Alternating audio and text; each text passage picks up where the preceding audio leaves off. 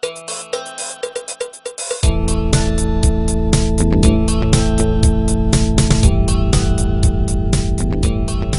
there, it's me, Joseph.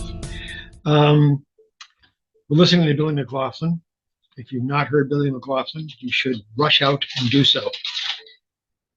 I want to take a moment at the beginning to go back over the last experiment in writing we did, which was Into the Mythic. I want to give you some examples of how easy it is to do.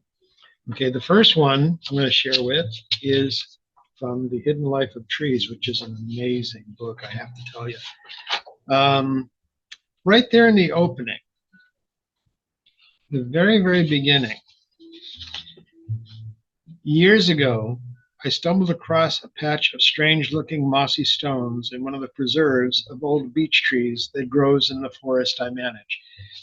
Now, the author, Peter Wolleben, I believe I'm pronouncing that correctly. I believe I'm not pronouncing it correctly, actually. He's not an author by nature. He's not a fiction author. But years ago, stumbled, strange-looking, mossy stones, preserves, old beech trees in the forest. All of that is an invitation to the mythic, because each one of them, each part of that sentence, pulls you out from your current reality into the book's reality, which is one of the woodlands. Years ago, stumbled, strange-looking mossy stones, old beech trees. To me, with each statement, each part of that first sentence, I'm pulled further and further into some woodland place.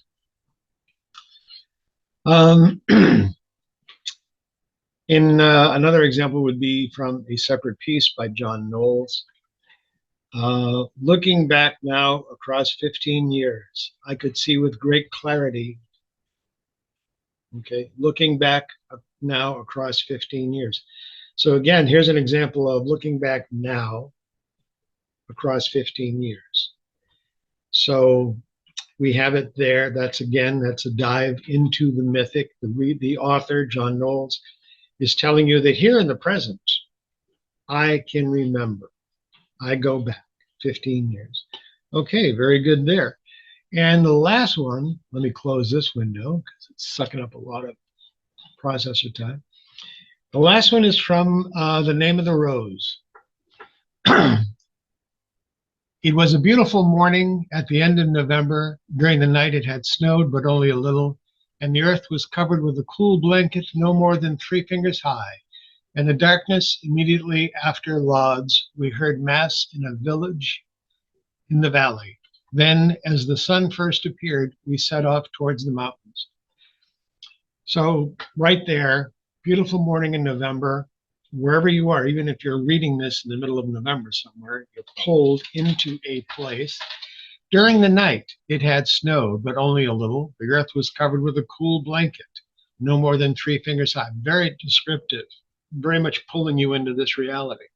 In the darkness, immediately after Lauds, which is a different mass, kind of mass, or call to worship, we heard mass in the village in the valley. Over there, we're over here, we're over there. Then as the sun first appeared, okay, again pulling into the mythic, we set off towards the mountains. You don't have to be a master craftsman, even though Knowles and Echo are, and also Wolleben, but it does help. Those are examples which are not science fictional or fantasy at all, of being pulled into the reality, being pulled into the mythic. Okay. Now, what I wanted to talk about today was the rule of 3. And the rule of 3 was given to me by a writing coach. And I really suggest everyone get at least one, or not more than one. Now, the examples are going to come from the original version of Empty Sky. Let me close this thing so I can see what I'm saying to you. Yes, the original version of Empty Sky, here it is. And the new version. Okay, the original version was before the writing coach. And here is the part, in this, in the original version, it's called Dr. Lupachin and Anne, and it's about the time when Dr. Lupachin first brings Anne to life. Anne is a highly advanced computer system. In a moment, the screen flickered, the 70s higher brains functions coming online, black text sweeping red against a white background as each function was complete. Central nervous system processing auditory signals, loudness coding mechanisms inferred from electric stimulation of auditory system. Neurons defined as disparity detectors, shape shading reference installed invoked. There was a moment's pause, and Lupachin held his breath. Selection of intrinsic horizontal connections in the visual cortex by correlated neuronal activity, complete. Visual instruction of the neural map of auditory space in the developing optic tectum, complete. Biosonar neural computation encoding echolocation grid, active. Extratiate and frontal cortical areas by visual words and word-like stimuli, active. And this goes on for basically 2 pages. And I wrote the damn thing. Okay, great. Joseph knows this stuff. I've got patents in this stuff, just in case you're curious. But by God, reading it now, it numbs me out. Here it is, making use of the rule of 3. In a moment, the screen flickered, the 70s higher brain functions coming online, black text sweeping red across against a white background as each function successfully completed testing. Central nervous system processing auditory signals. Loudness coding mechanisms inferred. Neurons defined as disparity detectors. Shape shading reference installed invoked.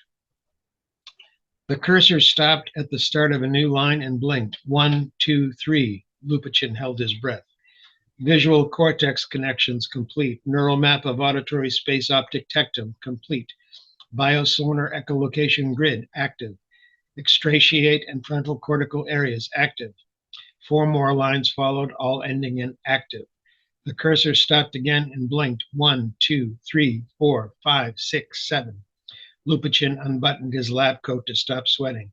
Location versus presence discriminators, active and engaged. Spatial versus placial discriminators, active and engaged.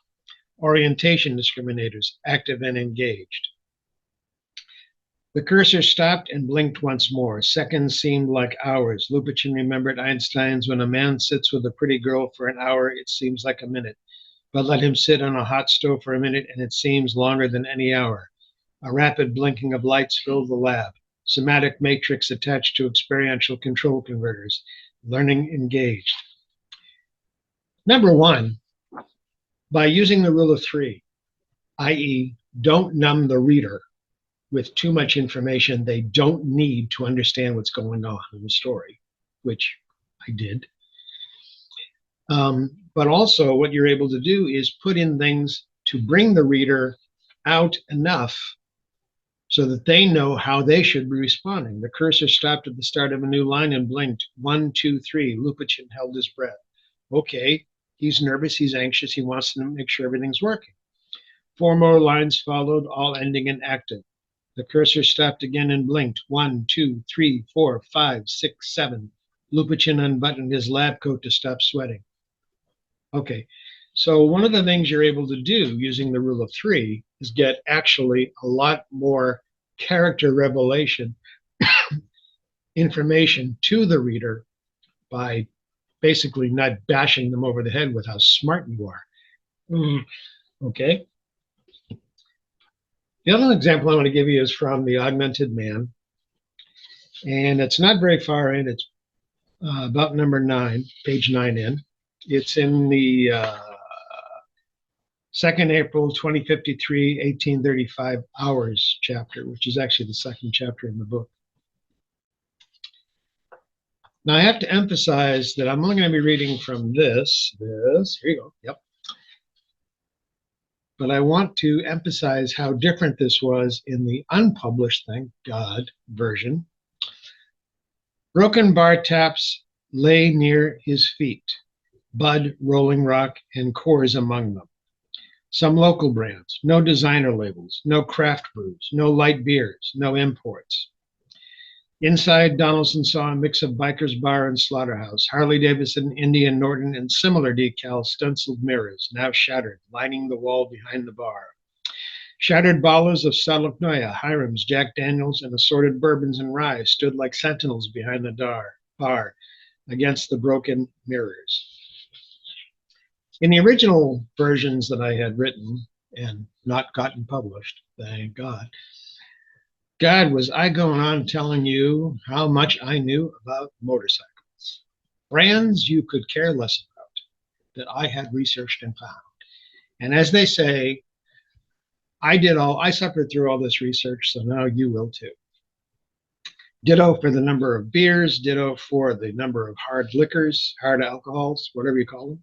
Obviously, I don't drink much. So, shattered bottles of Stolichnoya, Hiram's, Jack Daniels. That's all you need for the reader to understand what's going on. Bud, Rolling Rock, and Coors. Again, that's all you need for the reader to know what's going on. Harley Davidson, Indian Norton. If they don't get it by then, they shouldn't be reading your book. He desperately wants to say because they're not worthy, but I won't say that. The rule of three. It applies in so many different places. And actually, it applies to Into the Mythic as well, because you don't want to go more than 3 levels down, because you're going to lose the reader. You will lose the reader. They'll never be able to come back up.